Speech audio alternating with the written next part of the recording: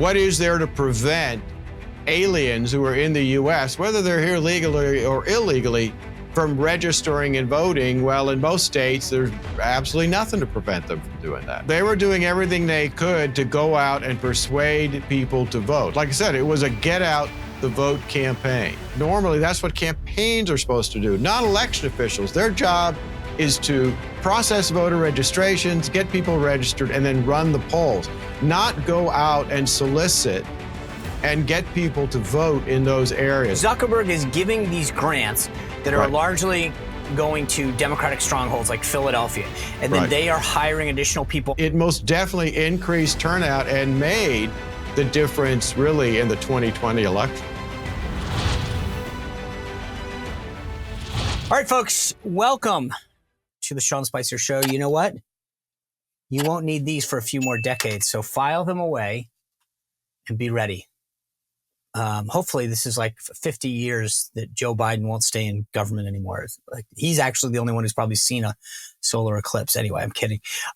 Big weekend. Trump raised $50.5 million at one fundraiser over the weekend in Palm Beach. Of course, the Biden campaign went nuts. I want to show you how Joe Biden reacted. Take a look. Folks, you know, Trump is down in Florida today, raising money from a bunch of hedge fund billionaires who want him to cut Social Security and Medicare and their taxes. So I figure there's no better day than today to tell you that in the first quarter of this year, we raised $185 million. Our campaign now has 1.6 million individual donors, and more than 500,000 of those donors are brand new since 2020. This campaign is Scranton versus Palm Beach. All right, so let's just be clear on this. That's Joe Biden, who just bragged about a $26 million Radio City music hall where they raised $900,000 a pop with a bunch of left-wing Hollywood activists. And now they're complaining because what? Oh, I get it, because Trump doubled your take and broke all-time records. Prior to that, they were all happy, bragging. They were all over on every media channel talking about how amazing this was and what a record it was. When Trump smoked them, suddenly it's, it's a bad thing. Anyway, a lot to get to on that as well. This week, the House is back. And by the way, I got to play this for you. Congratulations to the South Carolina women's team. They had a big win over the weekend. If you filled out your bracket, then you might find this amazing. Apparently, our vice president in chief had a bracket salad. She didn't realize. Well, I'll play it for you. Take a look. Do you know that the women's teams were not allowed to have brackets until 2022? Think about that. And talk about progress, better late than never, but progress. But you know what, just how we love March Madness, and even just now allowing the women to have brackets and what that does to encourage people to talk more about the women's teams. Congratulations, Kamala Salad. Maybe that's her new name. Anyway, yeah, that just shows you. Apparently that should be misinformation. The House is back this week. A lot going on in Mike Johnson's world, the new Speaker of the House. He's got to deal with FISA reauthorization, Ukraine funding. Biden's trying to wipe out tons and tons of student loans. I mean, there's a lot going on. Trump announced, by the way, his new position on abortion this morning. I give him a lot of credit, guys. You may not agree with me on this, but he said it's a state's issue, and he's not going to get into whether it should be a federal ban. We've talked about this over and over again. A federal ban is not going to happen. There's not 60 votes in the Senate. We fought for 50 years to send it back to the states. This is the right position. Smart move on him and on the campaign. Before we keep this conversation going, just a quick reminder. If you haven't done yet, please, and thank you to everyone who has, please hit that subscribe button no matter where you're watching. YouTube, Rumble, Spotify, Apple. Hit the button. Hit the notification button. It helps us on all the platforms. You guys have been great spreading the word. If you're watching on the First, on channel 347 or wherever else, Samsung, Vizio, make sure you hit that notification button or hit the subscription button there as well. So important. We've got two great sponsors to get to that I want to tell you about. But then when we get done with that, I want to bring in Hans von Spakovsky. He is the head of election reform at the Heritage Foundation. Hans is the leading expert in the country on this issue. And we're going to break down everything you need to know about how to make sure your vote is secure and what efforts are being made around the country to keep this a secure election. In these times of economic uncertainty, are you looking for a way to diversify? I know I was. And so I called my friends at Bishop Gold. 844-984-1616 or go to bishopgoldgroup.com/Sean and have a conversation with them about how to secure your financial future using precious metals. Now, I did that. Now, so you may be at home right now and say, I've got an old 401k, an IRA, or I'm just looking to expand my portfolio. I picked up the phone, I called them, and I explained to them my financial situation, what I was looking into, and they created a mix that would work for me. You should do the same. These are the people that I trust with my money. I invested my money with Bishop Gold Group because they're full of integrity and transparency. They can tell you exactly how the system works, how you can hold it, how they can hold it, how you liquidate it in times of need. So if you've got that old 401k, you've got that old IRA, or you're sitting back right now concerned about the future and thinking, I need to diversify, call Bishop Gold Group, 844-984-1616, or go to bishopgoldgroup.com/Sean to begin your financial journey with precious metals. And by the way, you get a free gift because you're coming through me. Let me ask you a question. When the power goes out, are you going to be ready? And I'm talking for maybe hours, days, weeks, even months. Are you going to be ready? Check this out. That's me in my kitchen with my Patriot Power Generator 2000X. You see all the stuff that's plugged in there. If I wanted to, I could show you. It will actually power my refrigerator. That's how powerful this thing is. Now, here's the thing. It's inside, right? No fumes, no noise. You can bring it into your house. You can travel with it. So if you need a friend or a family needs help, you can be the guy that comes to the rescue. It literally powers off solar panel generators that come with it. No gas required. You don't need to keep going and filling it up, keeping it outside, running through messy cords in and out of your doors. No way. The Patriot Power Generator 2000X takes care of all your needs. And again, it comes with these solar power generators that come free with the purchase. So go to 4patriots.com/Spicer, 4patriots.com/Spicer, so that you will be prepared in an emergency. And then again, it's not just you. It's about you, your family, your friends, powering that refrigerator, computer, tablet, other things that are critical to you. Go to 4patriots.com/Spicer. Hans, good to see you. So appropriate to have you here. I mean, you are the man, the expert in all things election integrity, voter fraud. So let me just ask you the biggest question that I get asked all the time. What do we need to worry about, and do we need to worry about our votes this election cycle, 2024? Well, look, things, Sean, are better than they were in 2020. I mean, just give you one quick example. Remember, Zuck bucks in 2020 had huge amounts of money flowing into urban cities, places like Philadelphia, all to basically use election officials to get out the vote for the Democratic campaign. That kind of funding has now been banned in 28 states, including in Wisconsin. Wisconsin just banned Zuck bucks. So that's an improvement. On the other hand, look, a lot of states have legalized dropboxes where you really have no control over people turning in absentee ballots. So we still have concerns about that. And we still have concerns about making sure that voter registration rolls are actually accurate and clean. And look, you've talked about a lot. We have this huge border security problem. Yeah, I want to get to that. I mean, that's and what is there to prevent aliens who are in the U.S., whether they're here legally or illegally, from registering and voting? Well, in most states, there's absolutely nothing to prevent them from doing that. All right. There's a lot to break down and unpack from that first answer. So let's kind of take it, I think, one by one. You mentioned the Zuck bucks. So let's start with that. I care about 7 or 8 states: Pennsylvania, Georgia, Michigan, Arizona, Wisconsin, Nevada, New Hampshire, North Carolina. You mentioned Wisconsin. Of the remaining states, are any of the ones that I mentioned still taking those Mark Zuckerberg Zuck bucks? Well, I don't have all 28 states in my memory banks, but I know Georgia, for example, and boy, you know what a fight there was over Georgia.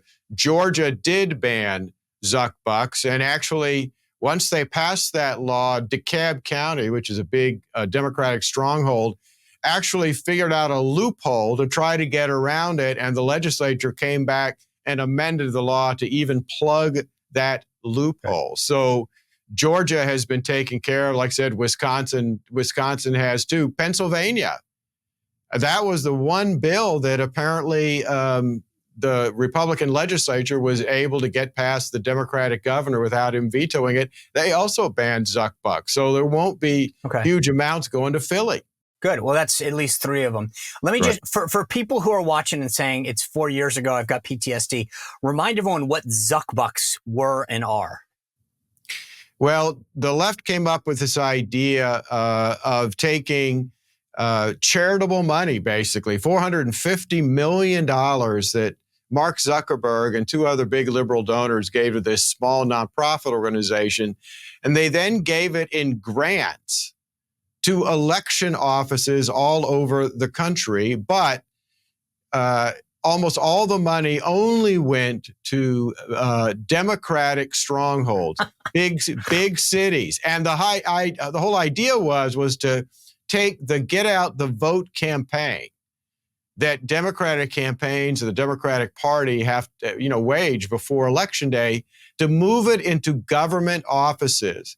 And you could see the effects. Turnout of Democratic voters went up very much in the areas that got this money, and states realized, this is not a good idea to let private donors give money to election officials. So is there anything inherent? Did they find a loophole, or was this illegal from the jump? It was, there were no laws against it. So Zuckerberg is giving these grants that are largely going to Democratic strongholds like Philadelphia, and then they are hiring additional people. And what are those people doing? Well, they were doing everything they could to go out and persuade people to vote. Like I said, it was a Get Out the Vote campaign. That kind of action, like I said, normally that's what campaigns are supposed to do, not election officials. Their job is to process voter registrations, get people registered, and then run the polls, not go out and solicit and get people to vote in those areas. That's what campaigns are supposed to do. And like I said, it most definitely increased turnout and made the difference really in the 2020 election.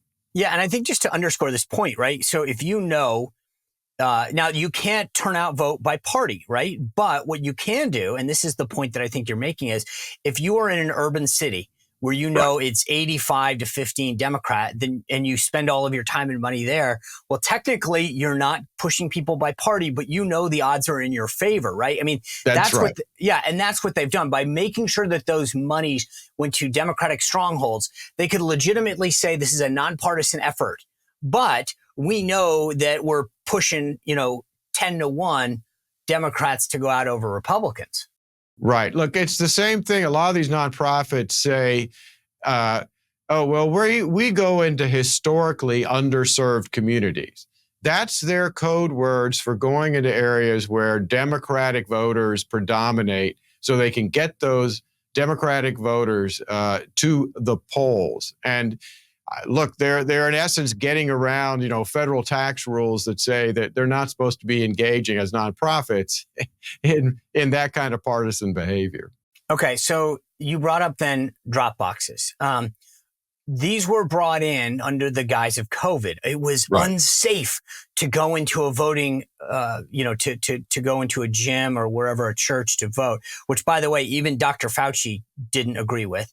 Right. Why are they allowed to still use an unsecured Dropbox in several of these states? Well, because, Democrats control many of the legislatures in some states. It's become supposedly an accepted form of voting. And so basically the COVID crisis supposedly legitimized the establishment of drop boxes. And, when Georgia tried to actually regulate it, they passed a law saying, okay, we are going to have drop boxes, but they have to be inside a government office, and you can only use them when the government office is open. They were sued. All these liberal organizations sued them and said they were discriminating.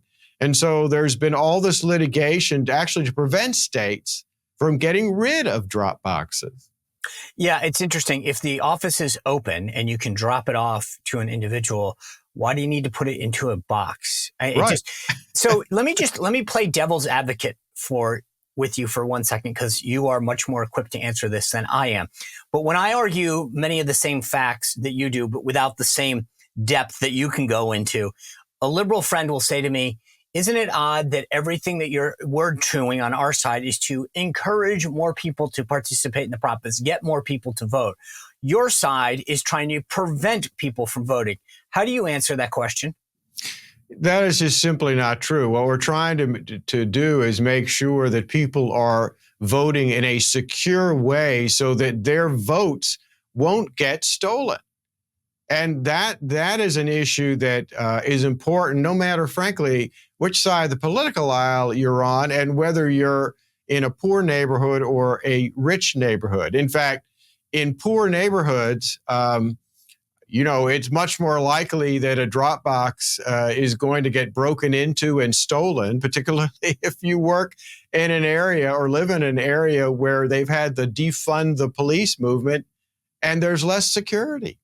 Have any of these boxes been stolen or tampered with?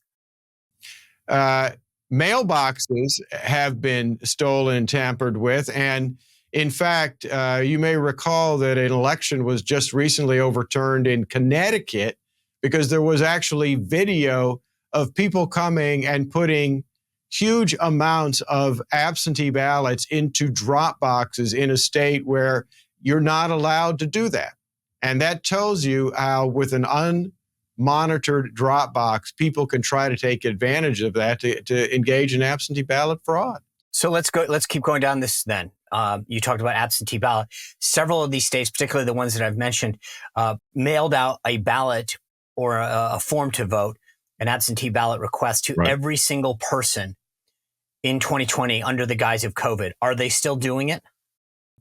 Well, it depends on the state. Nevada is doing that, but other states are not doing that. Georgia being one of the example of the states where they decided to do that, to send out an absentee ballot request form to every voter in the state. They're definitely not doing that this year. In Nevada, they actually do send ballots out to every registered voter. And Nevada has one of the most inaccurate, worst voter lists in the country. It's filled with the names of individuals who have moved, who've died, who are ineligible to vote. And unfortunately, they're not doing a lot to clean up that problem. So you kind of just answered my next question, which is, again, let me play devil's advocate and do the goody two-shoes. To someone who advocates greater participation in elections, and I say, what's the harm in sending an application out to every single voter? Your response is? Well, my response is that we shouldn't be encouraging absentee balloting because it's so insecure. And okay, but just stop for a second. Yeah. I hear the media. I listen. I peruse once in a while, just for the good of the audience, not because I enjoy the likes of CNN or the Washington Post, and they will tell me that there is no evidence of this, of what you speak of. There's no way that this is tampered with. No one's. This is a GOP talking point. Well, they can try making that point, but all you have to do is go to the election fraud database that the Heritage Foundation maintains of proven cases of fraud from across the country, where we just passed the 1,500 mark, Sean. 1,500 proven cases of fraud from across the country. And like I said, does it always overturn an election? No. I mean, sometimes it's just people stealing individual votes, but other times it leads to things like the election I just talked about in Connecticut that was overturned by a judge. But the funny thing is, I love this argument. So there's two things that I say to folks all the time, and you tell me whether or not you think that these are good points to make. Number one, I'm home during the day a lot. I'll collect the mail from my house. Now it's my family, but I get to sort through it before anybody else does. I get to, there's things that I see. Sometimes I'll flag them from my wife. Hey, I saw this, so I opened it for you, whatever. that's a potential area of fraud. Number one, when it comes to, because let's say that I was in an apartment building, I was down visiting some friends not too long ago, and they've got a central repository for a lot of mail and gifts that a bunch of people sort through. I mean, that's number one. Number two, the broader argument that I make is when you go to a bank, they don't say, well, we don't have a safe or we don't lock the door because we've never been broken into. You Right. protect that which you value, i.e. you have a safe deposit box, the bank puts your money into a vault, you lock the door at night. When you lock the door at night, you don't lock the door necessarily because you've been broken into 4 times. You lock the door to prevent getting broken into and because you value the safety of yourself and your family and your possessions. And yet, when we talk about voting, the left always mocks us if that's the approach. Well, yeah, that's true. But all you have to do is go back to 2008 U.S. Supreme Court when it upheld Indiana's voter ID requirement, a new law the state had passed. And the court upheld it and said, look, the U.S. has a long history of election fraud. It's been documented by journalists and historians. Well, not the newer journalists, journalists and historians. And it can make the difference in a close election. Yeah. And that's the key to this. We have close elections all the time in this country, particularly at the local and state level. But here's the thing. This is what I find hysterical. What was 2000 presidential election, Florida? 537 votes, right? Yes. Okay. Right. So the answer is unless you know when that's going to happen. It's kind of like unless you know when you're going to get broken into, you protect yourself. You don't have the foresight or knowledge of knowing when that's going to happen. So it's not just the local level. We've seen it at the presidential level. And we just don't know what state that's going to be in or for how long. And that's where I think the left's argument falls flat. No, it's true. And plus, look, I knew the lawyer at the Justice Department who for 30 years prosecuted election crimes. And what he said to me once was a lot of people out there, particularly journalists, don't understand, particularly in some of the more rural areas of the country and also in urban areas, who controls local government controls jobs, money, all kinds of things. And that's why there are people out there who are willing to put in the time and effort to cheat to win elections because it represents power once they get into office. The thing that I find funny, though, it's not actually, I shouldn't say that. I don't find it funny, but you get what I'm saying here. I feel like the excuse of the left is, well, if you can't show it to us, then it doesn't exist. And to some extent, I get that. But at the same time, to your point, if you control all the levers, then you're never, it's hard to find it. If that makes sense. Like their argument is, well, okay, the Heritage Foundation has this 1,500, but God, it's onesies and twosies here and there. Well, like I said, they just have the wrong attitude. It's going back to your banking example. Do we have massive bank theft in this country? No. But we have it happen often enough that we should take the basic security steps to try to prevent it from happening. Well, elections are exactly the same way. Exactly. So let me ask you, about some of these other things that happened, ballot harvesting. Where does ballot harvesting stand? Maybe first, just explain to folks who don't necessarily and maybe have heard the term, what is ballot harvesting and how prevalent is it? Well, in about half of the states, when you vote with an absentee ballot, you, the voter, can return the ballot. Members of your family can return it for you or designated caregiver, and that's it. But in the other half of the country, places like California, any stranger can show up at your door and say, oh, that absentee ballot you just filled out, I'll deliver it for you. Well, that invites all kinds of fraud. It invites coercion and pressure on voters in their homes where it can't be monitored. And like I said, we're in a situation where a little more than half the country bans that. Unfortunately, other states allow it. There has been a movement in states that allow anybody to pick it up to stop that. And a number of states have passed laws restricting it just to the voter and his family. But that's still a problem, like I said, in places like California. So, for example, let's just say I'm a member of a union, and the union boss comes down and says, we're all going to request absentee ballots and then fill them out next Tuesday, and then I'm going to make sure that I drop them off. Do you ever hear about that kind of stuff happening? Yeah, well, what we've seen is instances where the strangers that are going up to people's doors to collect ballots are working for campaigns, and they are opening the ballots to see who you voted for and changing votes. And for anybody who thinks that doesn't happen, just look at 2018 national congressional elections, 9th congressional district in North Carolina. The congressional race was overturned because of exactly that kind of malicious behavior. All right, animal lovers, you've heard me say this before, but you got to go to deltarescue.org to check out the great work that my friend Leo Grillo has been doing at Delta Rescue. Leo has made it a lifelong mission to make Delta Rescue a no-kill sanctuary for life. What does that mean? It means this isn't a shelter.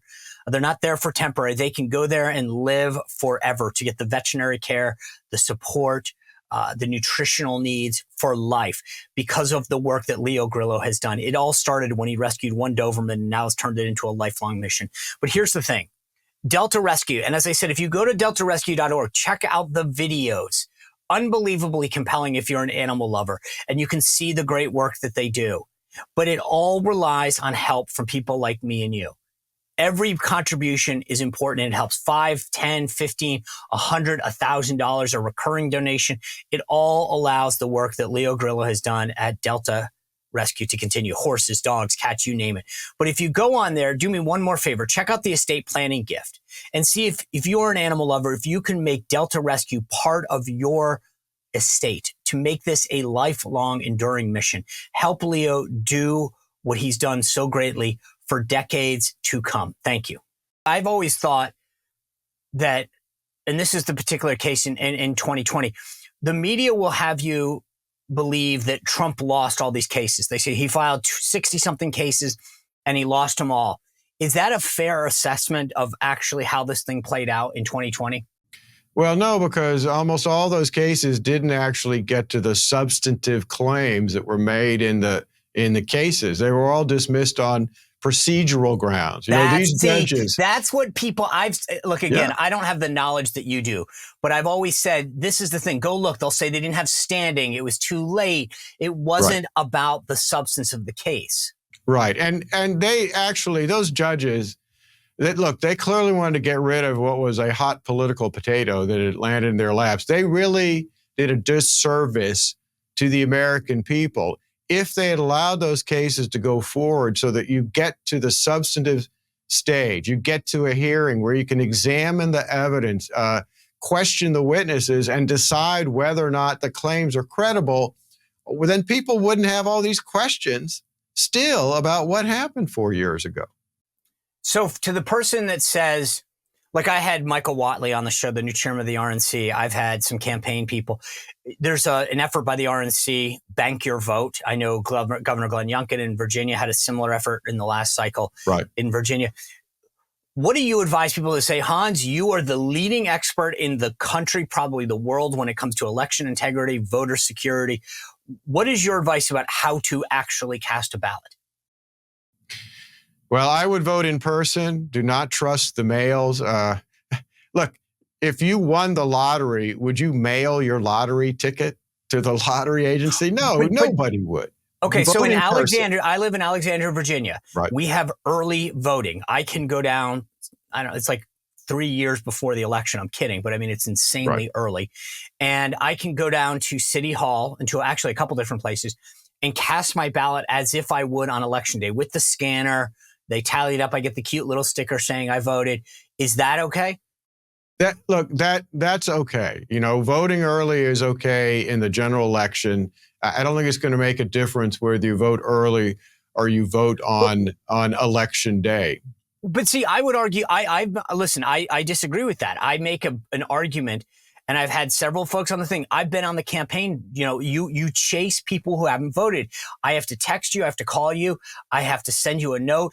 I spend money going after people who haven't voted if I know that they are a regular voter. I would argue that you actually do cost the campaign resources if you are a regular voter. Bank that vote early, do it in person if you want. But I think that it saves time and effort at the end. And who knows? My goodness, your kids could have an emergency. You could have an emergency. There could be a snowstorm, as there was in Nevada. Right.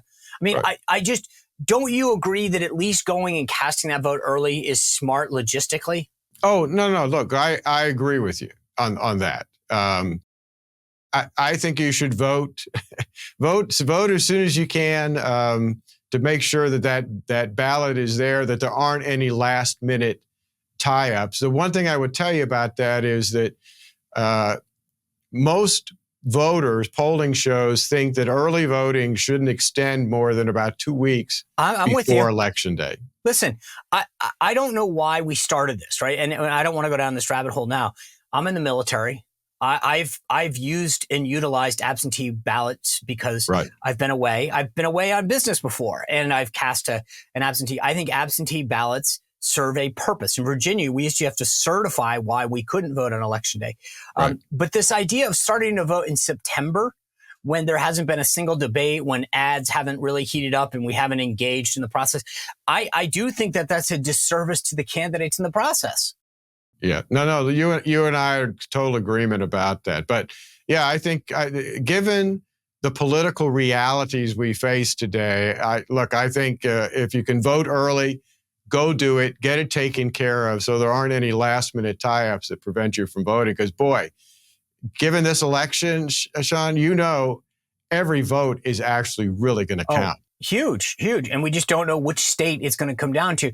Right. You mentioned people coming in this country illegally. Let me have you walk through this scenario. I come into this country illegally. I go to New York City. I get a license because New York and all those liberals deem it possible up there, as well as a bunch of other states. Who knows? Maybe I go to California. What prevents me now from actually registering to vote? Well, the other side will tell you, well, it's a felony if you register to vote, but there's nothing really that prevents you from registering if you're an alien, because places like New York, California, elsewhere, they do absolutely nothing to check to make sure you're really a U.S. citizen. And remember, there's an advantage to you registering to vote, because what happens? You get a voter registration card.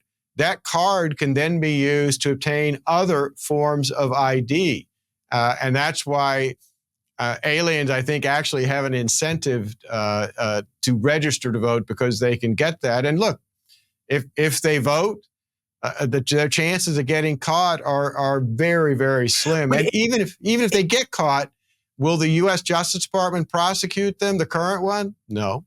But it's okay. Let me take it one step further. Let's just hypothetically say in the election that we're talking about right now, 1,000 people vote and 5 people vote illegally, right? And you win the election over me by 3 votes. Well, how do we know who they voted for? Well, the way contests work in elections, it doesn't matter who they voted for. If the number of illegal votes was larger than the margin of victory, that's a bad election, and it needs to be overturned. Right, but my point is, I would again, but you see the inherent flaw now. Now we have to pay for a new election. I have to get my team back out on the field. I mean, But like, this is so. Again, let's get back to the media complaint. Well, there's no evidence that this happens. How can we document that people who are not legal are actually registering to vote? Well, there's actually been a number of reports done about this that have looked at actual data. I'll just tell you about one. A couple of years ago, the Public Interest Legal Foundation sent a letter to every county registrar in Virginia and said, we want the files on every voter who on their own wrote to you and said, oh, guess what? I shouldn't be registered because I'm not a U.S. citizen. They found over 5,500 aliens had done that in Virginia, and they had cast, before they were taken off the rolls, 7,500 votes. That may not sound like a lot in a big state like Virginia, but remember, we've had 2 state attorney generals races in the last 20 years decided by less than 1,000 votes. But see, then this is why what frustrates me, and I'm sure it kills you, is this ongoing narrative from the left in the media that it doesn't exist and that it's not consequential, because clearly it is. It is. Now, look, the reason they say that is because they use it as a reason to oppose all of the common sense election reforms that actually voters support. Things like requiring an ID to vote, requiring proof of citizenship when you register. That's their way of opposing those kind of reforms. All right, I want to get to voter ID in just a second, but before I do, let's wrap this up for a second. If I live in a state where, well, first of all, let me just ask you this. Let's say I go to California. I'm illegal. I come into this country through one of the holes that the government has allowed to exist down at the southern border. I get my ID in California and I move to Virginia. I could get a Virginia driver's license, right? And then cast a vote in Virginia, theoretically? Well, theoretically, yes, particularly because in California, they issue driver's licenses to illegal aliens. And remember, they've also put in automatic voter registration. They don't ask you whether you want to register to vote when you get your driver's license. In California, they now automatically register you. Whoa, time out. I thought this was a theoretical exercise. But so you're telling me in the state of California, you come into this country illegally, you walk up and you say, I would like a driver's license. They hand one to you and they say, as a bonus, here's a voter ID card? No, they just automatically put you, they automatically put you on the voter registration list. And it's up to you to down the road say, oh, by the way, I'm not a citizen. I shouldn't be registered. Okay, so let me I didn't take, a lot of courses in college to graduate. I found the loopholes. If I come into this country illegally, i.e., let's just start with this. I break the law to come into the country. Then I get a license and I'm in California where they hand me the ability to be able to vote. Then suddenly I'm going to find Jesus and say, you know what? I broke the law to come into the country, but that's where I'm going to stop breaking your laws. I'm not going to vote. I'm not going to continue to break your laws. Well, yeah, that's what the left says. It won't happen, but we both know it does. Okay. This is the last question before I move on to voter ID. What can we do to stop it or to call attention to this? States need to start requiring proof of citizenship when you register to vote. That can be done just as easily as showing an ID to vote. But in order to get that done, states have to pass laws, and there has to be a change in federal law because of a bad Supreme Court decision that misinterpreted the National Voter Registration Act that causes problems for states that want to require proof of citizenship. Shouldn't those states, I would argue that if you are, let's just take leftists at their word. They're trying to, I've heard the arguments why we need to give them driver's licenses and whatever. I don't buy them. But if you were theoretically sympathetic to their ridiculous argument, wouldn't a good case say, okay, just, when I remember when I turned 16, I got my license, it was very clear that it was under 21. So you couldn't use it to get into a bar or buy alcohol. Shouldn't we at least tell the states, if you're going to play this ridiculous game, I get it. We're calling their bluff is what we're really doing. It's saying, then fine, have a license that says not eligible to use for votes or something. To vote or something. Oh, no, that's a very good idea. It's something I've been recommending for years, is that all driver's licenses issued by every state should show on its face whether you are a U.S. citizen or isn't that not. what the Real ID is all about? Well, it's supposed to be, but it needs to be on the face of the ID that you are a U.S. citizen or not, because of the fact that driver's licenses are basically our national ID, and we use them for so many things like voting or, for example, applying for welfare benefits. Right. All right. So then that's a nice segue into voting ID. The left tells you all the time it's racist. It disproportionately affects people of color and at the low income. What's the Hans Heritage answer to that? None of those claims are true. And that's easily disproven because we've now got a decade and a half of actual turnout data to show it. Remember, Indiana, Georgia, they put their photo ID laws in place for the first time in the 2008 presidential election. So we've got turnout in election after election after election, not only in those states, but other states.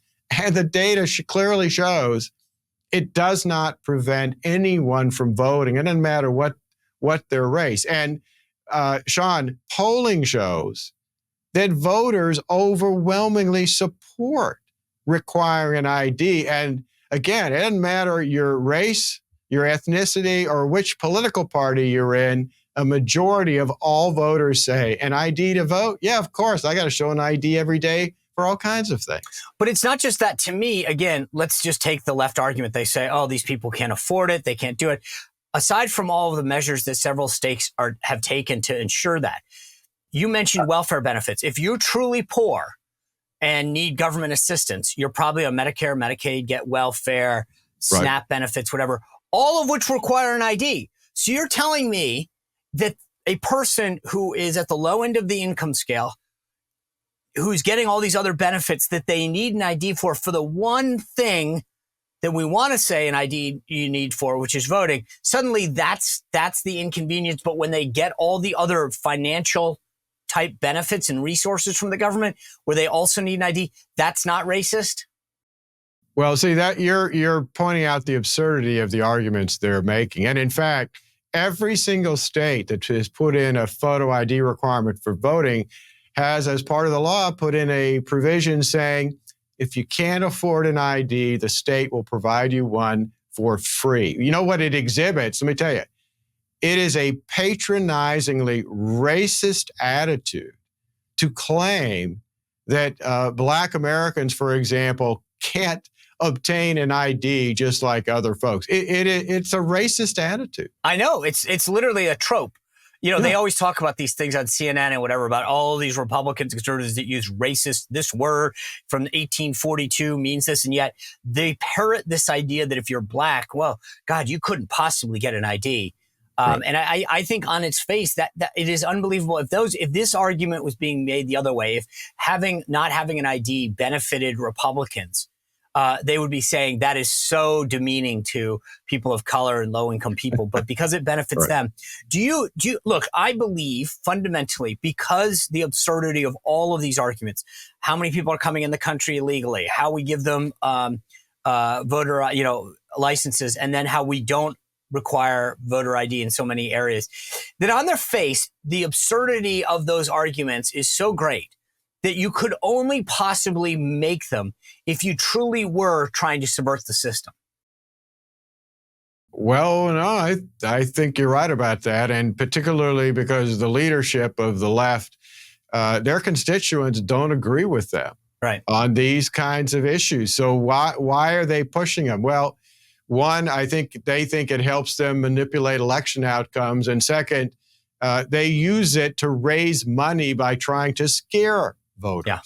Yeah. So two more quick things, and then we got to go. I know I believe we mentioned at the beginning, and I meant to mention this on early voting. I think the biggest scam ever perpetrated was that absentee ballot voting exists in every single state and territory. You request an absentee ballot, you follow the process, they send it to you. This notion of needing early voting beyond what exists was a complete farce perpetrated by the left. Yeah, I agree with you. We don't need early voting going out for 2 months before an election or even a month before an election. And absentee ballot should be reserved only for individuals who really can't make it to any polling location to vote because they're sick or out of town. But even that excuse is a lot tougher to meet these days when you have extended periods of early voting. Yeah. All right. The last question I'm going to ask you kind of ties into the first question I asked you. I asked you if we were better off than we were 4 years ago. Is the RNC and other outside entities doing enough now to proactively undo what the left has done and to get us back on the right track? Yeah, they're putting in a real effort on this. And the best quick example I can give you is, look, they just won a lawsuit, Federal Court of Appeals, over Pennsylvania. The left had sued saying, oh, a state law that says absentee ballots have to both sign a ballot and put the date on it. Even if the voter doesn't put the date on the ballot, you should have to count the ballot. And the federal court said, no, that's the state law. It has to be complied with. Good. All right. Where can people go to get information and stay up to date as far as all the work that you and Heritage are doing? Go to heritage.org. And if you want to know how good or bad your state is, check out our election integrity scorecard that analyzes every single state in the union. Okay. Hans, thanks for being with us. As I said, you are the preeminent expert on voting in this country. I always appreciate your insight. Thanks for being with us. Guys, continue to subscribe. This is the kind of conversations that we're going to have as we lead up to election night. Every single night, we're giving you more power, more insight into the elections. That's why it's critical that you subscribe to YouTube, Rumble, Spotify, Apple. All those things are watched every night on the First, channel 347 at 7 o'clock. Make sure you hit that DVR button to make sure that you never miss an episode. We'll see you back here tomorrow on the Sean Spicer Show. Thanks for being with us. Well, if you enjoyed this content, make sure to like this video, subscribe, and click the notification bell to get more.